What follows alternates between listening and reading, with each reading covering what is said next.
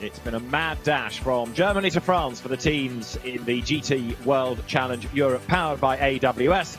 And this weekend at Magny Cours, it is the Sprint Cup rather than Endurance that takes centre stage, and qualifying is set to get underway. Yesterday we had the test, the bronze test, and the pre-qualifying sessions, and there's also been paid testing during the week, but now we get to the really serious business. 2 races here, one tonight in the darkness, one tomorrow lunchtime. And it's a welcome return to Magny Cours for GT World Challenge Europe. Last here in 2011 when it was a 3-hour endurance race. And this session just 20 minutes long to determine a grid. David Addison and John Watson are trackside, and the green lights will be on shortly to release the cars. 23 of them we have. And for many, John, it's a circuit they've never raced at before. It's a great little circuit in the heart of France. Technically, it's part of the Loire Valley, for those that are big fans of the Sauvignon Blanc ranges. But it's a breathless day here at Magny Cours as well. There's hardly a breeze. Ambient temperature, well, I suspect it's going to be in the high 20s. Wherever the track temperature is, I do not know. But beautiful conditions. But probably for many of the drivers who've never been here before, having to face Estoril, that wonderful, long, sinew-pulling right-hand corner just after the start. Great corner, great place to sort out racing cars and racing drivers. You've got a mix, haven't you? Some really fast bits, some tight hairpins, a few chicanes, some of which are quicker than others. And you've got that final chicane with the curbs as well as you head towards the pit in. Go straight on for the pits and flick right then left for the chicane. You'll see the lap in a moment, because now the cars go pouring out with, of course, the one to watch being the championship leading out in number 32, Charles Weerts and Dries van Thol, the drivers. Number 2, Mercedes, the Top Sport WRT entry, not to be confused with WRT. Oscar Tunjo and Yuso Pohaka, the very quick Finn. They share the driving duties of the Mercedes. Some of the teams, of course, exclusive to Sprint Cup. Others, and here's an example, the Sky Tempesta Racing Ferraris doing endurance and sprint this year, so a busy programme. Yeah, so just interesting, the Mercedes number 2 was actually the second quickest car in that second session that we had Friday afternoon. Time, I'm on 36.9. Best time was actually in the earlier session by Maro Engel in the number 4 Mercedes HRT, and I'm on 36.6. So 136.6, I suppose, has got to be the time that we've got to see as being a benchmark. Of course, that will have been done on a set of tyres that weren't going to be new tyres, whereas now either new or at the most fresh available. Arthur Rouget, who impressed us a great deal, certainly impressed me a great deal with his drive back in Misano in July. So Arthur Rouget with Christopher Haase, second in the championship, gets it a little bit wrong there as he comes out of the Complexe du Lycée up towards the timing line, which is just on the exit of the chicane, so he breaks the beam and will offer up a flying lap time next time around. So the outlap is done, and now flying lap starting to be pieced together. Good mix of brands, of course, that we have in this. Mercedes, Lamborghini, Lexus, Audi, Ferrari and Bentley. One of the Bentleys a replacement, because 108, the car of Hugo Chevalier and Pierre-Alexandre Jean, burnt out in the test session. The team has been back to Silverstone to go and collect one from the Bentley Motorsport division, come back to Magny Cours, got it ready, and they're allowed to use that replacement car because the fire happened in the paid test, which technically is outside the event itself. So the stewards are happy for a replacement car to be used for the event itself. Well, I think if you're applying the rules of cricket, old boy, you would allow them, because they made a massive effort to get the spare car all the way back to England, back down to Magny Cours. Make no mistake, Magny Cours is in one of the most not inaccessible areas in central France, but you know, it's a long way from Paris, it's a long way from Lyon, it's a long way from anywhere. And I mean, we looked at it doing a road trip, and it was going to be a minimum 6.5-hour drive from Calais, and that was going to be something not dissimilar to what we're just looking at right now. Now this is going to be a good lap from Arthur Rouget, isn't it? Because the French GT and Formula 4 racer, he was quick in esports at the start of the year as well. He's piecing together a lap very nicely indeed. Raffaele Marciello was quickest in that pre-qualifying session yesterday evening, and the Mercedes driver, one to watch when he's behind the wheel. Rouget there has to rather dive bomb the traffic, flicks out of the chicane, bit of correction. Let's see what the lap time is. It's a 36.958. That's a good opening effort. Yes, and I'm not surprised, because Rouget was somebody who we thought generally was on the pace all the way through Misano, and that car, the 25, 25 or 26. That Audi we saw certainly at Nürburgring with Dorian Boccolacci behind the wheel, the 25, certainly had the wheels raced off it. And I would be surprised if the Sanderlock Racing team had to do a significant amount of preparation to get the car back up to the pace that it's currently running at. So looking down the field, Emile Frey, the number 14 Lamborghini, Michael Grenier, fastest Sector 1 right now as we look at the 55. The Attempter Racing Tommaso Mosca. Green so far, probably not going to go quicker than Rouget and go second quickest, 0.4 of a second down. Both the Attempter Audis looking quick thus far. Nicolas Schurl in 66, Tommaso Mosca in 55. And Giacomo Altway just goes second fastest then for Emile Frey Racing, 0.3 of a second back on Arthur Rougier. So the Emile Frey Racing Lambo that we didn't see a lot of in the Endurance Cup round a week ago because it got involved in that skirmish at the first corner. Altway never got behind the wheel of it. It's looking good on pure pace right now. On board with Altway. Down the long straight through Gulf. This is Gulf, G-O-L-F, not G-U-L-F. And then into the big braking zone, the principal overtaking part of this racetrack. 4.4 kilometers, 2.7 miles. Hard on the brakes, run the curb and the exit. And the curbs here in certain parts of the racetrack, particularly coming down through this little sort of thick black, not really a corner, but now down to what they call Nürburgring. Curb on the inside, attack it. Curb in the middle, attack it. And then try to get there slowed up for 180 degrees. That's the name of the corner. Obviously, Einstein was the man who was responsible for naming it. But get power on. Traction's always a problem in the run-up through the very quick right-left through Imola. And there's a compression in the middle. Wait for the turn. There's the compression. Car goes down, then quickly back to the left, then straighten the car up before you come up to Chateau d'Eau. Water Castle. Then the run downhill, picking up speed all the way down into this slightly flicking right then left. But the chicane itself at Lycée, and again the curbs as you come onto the pit straight, aggressive curbs, and you've got to be aggressive with them. Runs wide on the exit, goes third quickest. So Altway third then. So his Audi, Mercedes, Lamborghini, because Ezequiel Perez Companc has gone second. Replay here of Altway perhaps losing a little bit of time as he went wide there, and somebody even wider ahead of him, but he kicks up the gravel, loses a bit of time, John. Yes. The exit of Adelaide, you've got to be careful because you can run the curb. You don't want to drop the outside wheel into the gravel. That will then lose you. It'll be fractions of seconds, but then it's all about momentum on the run all the way down to 180 degrees. 93 for the purposes of Q1 at Sky Tempesta Racing is Chris Froggatt, making his way now up towards the Adelaide hairpin. Got the road to himself at the moment. Eddie Cheever, his co-driver. This is one of the Pro-Am entries. Remember, we've got Silver and Pro-Am as well as the overall competition to think about here. It's one of the things I'm enjoying about Magny Cours is it's the first time we're seeing a sprint race held on this former Grand Prix circuit, a very popular circuit within France. New to probably virtually the entire field, other than maybe some of the French drivers who may have taken part in their various national championships. So it's a very level playing field, and that offers up something which will get away from predictability from all the usual suspects that we imagine. As I say, that Lucas Stoltz has just gone quickest overall in the 1:36.701. So the usual suspects coming up to the top as ever. They are indeed. Stephen Palette, though, is second for Sanderlock. Nicole Grenier third for Emile Frey Racing. Tommaso Mosca is currently fourth. Carrera Capitalia front runner last year. Arthur Rougier down to sixth because now Ricciardo Tomita goes second for WRT in the Audi, a 10th of a second back from Lucas Stoltz. So here, Tomita from the Super GT Championship doing good times. Froggatt up towards the timing line now. 20th he was, 17th he becomes, despite losing a little bit of ground in that middle sector of the lap.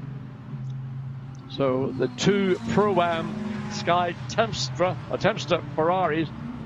As we go back to number 4, car currently quickest of all, Lucas Stoltz. Nothing personal sector, nothing in the second sector. Very close, in fact, to the times that he set to record that so far quickest lap.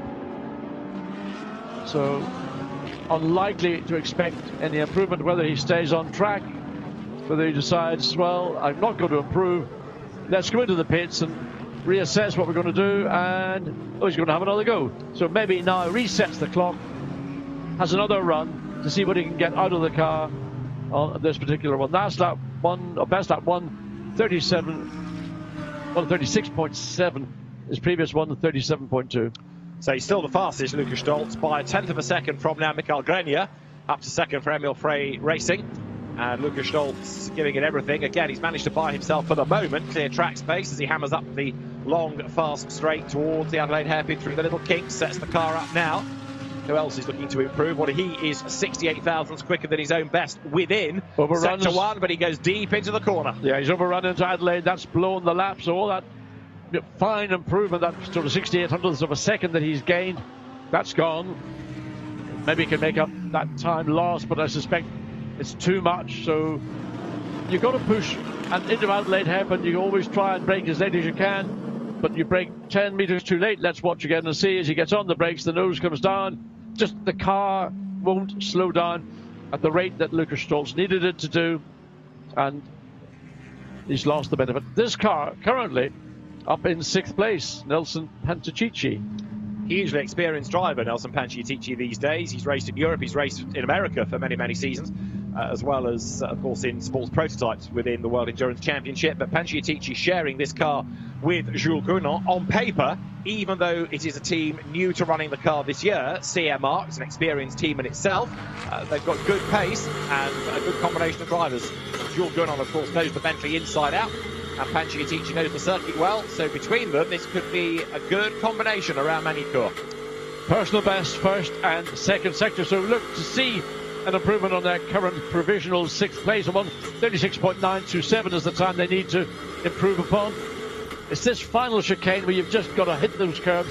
I hate saying it, but that's the only way you can get through that little chicane. Goes one place better up to 5th place. So Panciatici losing a little bit of ground in that last sector, now goes through the Grand Courbe down towards Estoril. As John said early on, really challenging part of the circuit this. In the pit lane though is Lucas Stoltz, so that's the car from the Haupt racing team that is the fastest thus far. Looking down, timing and scoring, the number 32 Charles Ferret's entry, currently in 9th place.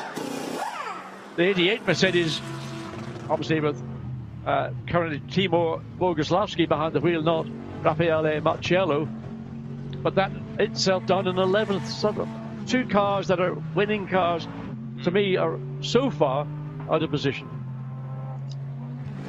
Hopefully there is time left in the session for them to go back out and have another go. Jonathan Hui here in the other Sky Tempesta Ferrari. This is the car that he shares with Giancarlo Fisichella. So the Hong Kong driver Jonathan Hui behind the wheel for the moment. Behind the wheel with Omega as his co-driver. Giancarlo Fisichella, centrally contracted Ferrari driver, and let's say drafted in to assist with Jonathan Hui. And just looking to see upgrades on timing and scoring. No, it's just David's playing around with the mouse. I wanted to see how long was left. 8 minutes is the answer, but also to identify that Nelson Panciatici has lost a lap time for track limits, and others being warned about it are 31 Raichi Tomita, and there's another car being warned about track limits, which I fear is Nicholas Scherl. However, Stoltz, Grenier, Tomita, Palette, Panciatici, Mosca is your top 6 at the moment. 7.5 minutes just over remain of the session as Jonathan Hui presses on. Fastest at the moment within the Silver Cup, Ezequiel Perez Compact from Oscar Tunjo, and then Jonathan Hui here. I suspect that the track limit abuses are all occurring basically as the cars come onto pit straight, because as they exit that chicane, we've seen a number of cars getting literally all 4 wheels off the racetrack into that area, which would be designated not racing track. Or shuffling in silver. Palette goes quicker than Mosca, both quicker than Perez Compact now. So 7 minutes are on the clock, and we've got the top 3 in the times in the pit lane. Panciatici is in the pit, so is Rougier, Wirtz, Panis and Timo Boguslavski. So when they go back out again, assuming they do, it'll be a real banzai, frantic final few minutes, won't it? More or less, you're out lap, a flying lap. Hopefully you have a clean flying lap, and if you do a sound time, then probably the best thing is to come back into the pits and then let for the second session, which of course is going to be on Sunday morning at 8:30 in France. So we've got an evening race here. interested to see how drivers who are not familiar with this racetrack, with the curbs, and this is coming through Grand Courbe into Estoril, the level of G-force. I mean, these are production cars, we keep referring to it, but they're generating probably 1.5 up maybe to 2 G coming through Estoril, which is amazing for a car of that weight, that size, and for the tire dimensions. On board with Ezequiel Perez Compact now, heading up towards the hairpin. And this is going to be the pinch point, isn't it, throughout the race? Make a mistake here, and you're going to be history. Yeah. And I mean, making a mistake in qualifying is one thing, and Perez Compact has made a small improvement, so we might see something a little bit better. Currently in 13th position, just 29 thousandths of a second away from the 88 Mercedes of Team Boguslavski. Takes a very wide entry into the 180 down the middle of the racetrack. Variety of lines are always optional down at that particular corner. Then this climb gradually back up the hill in into the right of Imola, then the cutback, and again track limit abuse on the inside. You can straight line up at your peril, because race director will have you in. So Compact 13. It's been a decent lap this, with improvements in both sectors 1 and 2, and there's not any traffic in the way to upset the final part of the lap as he comes then now through the Lycée towards the chicane. Big race control building on the left-hand side, breaks the beam and goes fastest of all. So Perez Compact up to the top of the times on a 1:36.675. Great lap. Outstanding lap, but we've seen a number of cars being checked for track limit abuses.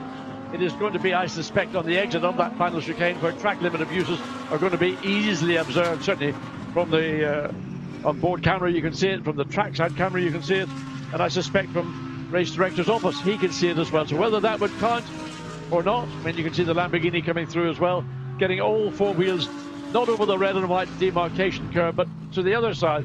And that, I think, is where, if there's going to be a time for it taken away, that's going to be the area where I suspect the offence will be caused. Surprised that Altway hasn't gone better, as we have a new pole car. Tommaso Mosca then up to the top of the times.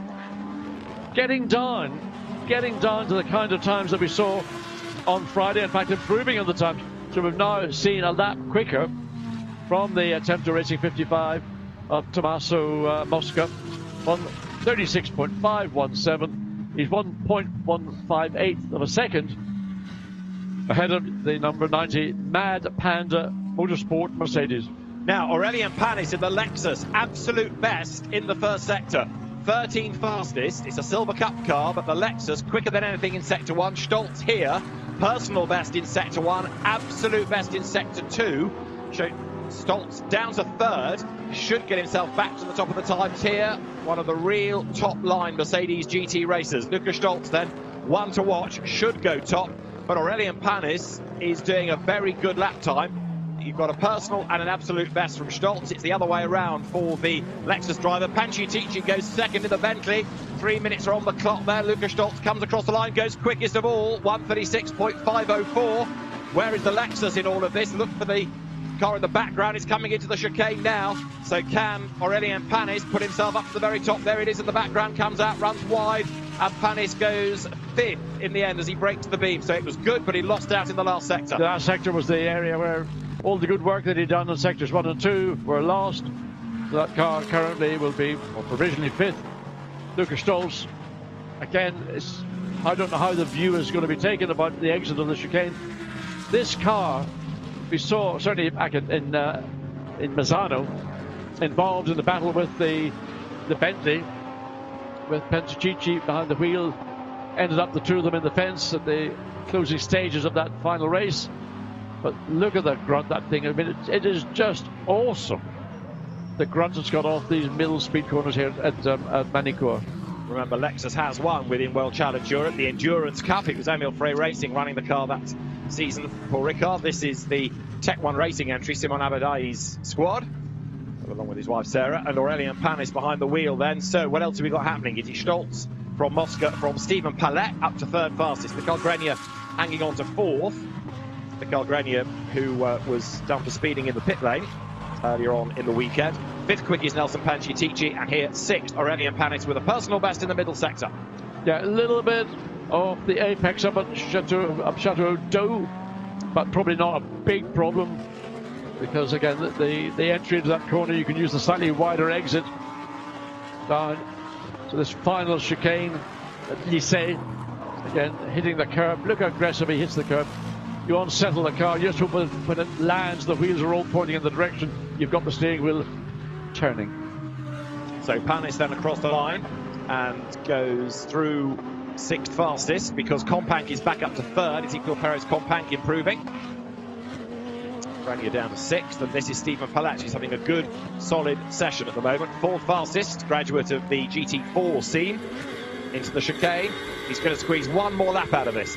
But that's the way you exit the chicane. He did not overuse the curbing on the outside. Fastest. Wow, where did that pop up from? 1:36.483. Neat and tidy on the exit of the chicane may have been a significant contribution to that lap time. There's no pattern, is there, yet in this session? 20 minutes we've almost completed, but you keep expecting other cars to go faster than they currently are, and names that you might not expect to be up at the pointy end are doing just that. All because most of the drivers, competitors, teams are strangers to Magny Cours. They're all learning on the hoof. Now, Luca Stolz, personal best, absolute best. Stephen Palach is also improving again, but he's 2/10 slower in Sector 1 than Stolz. Luca Stolz, there he is, looking at the orange Mercedes, ahead of Nicholas Schürrle. I think he's going to go back onto pole position here. What about Nicholas Schürrle himself as he comes down with the flag out? Schürrle is 18th, another GT4 graduate. Right, this is Stolz up towards the timing line. So personal best, absolute best, and pole position to the Mercedes driver at the end of the lap on a 1:36.114, spot on. I mean, but also almost matched by Michael Grenier in 2nd place, only 77 thousandths of a second behind. So those 2 laps on that final lap, as we see Tomita in the number 12 Audi, and that's got a bit of ground to make up, because it's currently, we're waiting to see 13th position, comes across the line, goes 11th.